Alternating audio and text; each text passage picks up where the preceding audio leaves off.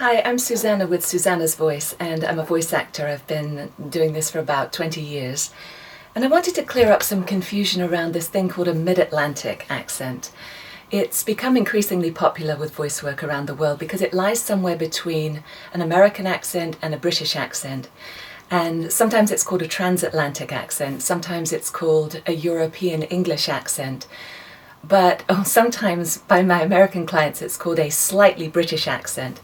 But the point is that it is a really useful accent for international companies because it doesn't alienate either the sort of more British European market or the American market, and it is just comfortable to ears around the world. So I feel uniquely qualified to talk about it because I was actually born in the States with American parents. I grew up in the UK, and so that sort of put me in that mid-Atlantic place accent-wise anyway. And I now actually live in New Zealand, so I have maybe a mid-Atlantic, mid-Pacific kind of an accent.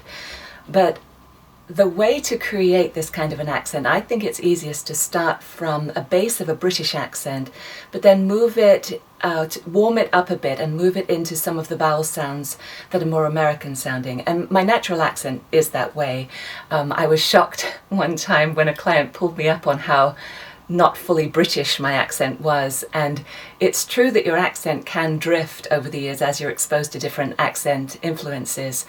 But I would say for the mid-Atlantic accent, that usually, yes, it begins from British but then leans into a more American, warmer sound. So instead of being very British, sort of the received pronunciation, standard British South accent, well, let me give you an example. Let me read a piece of copy.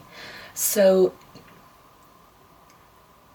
when a shuttle returns to the PX, the process tubes are scanned and loaded into an empty rack and returned to inventory.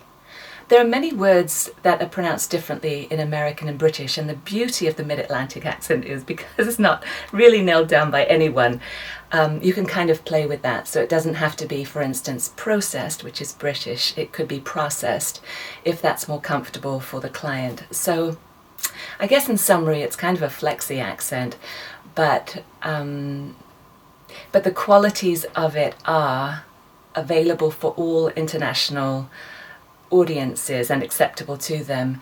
It also has, I would say, a bit more of a sophisticated flair than a straight US accent, and it's great for those projects where you want to have an accent but you don't want people to say, oh, that is British or American or whatever else.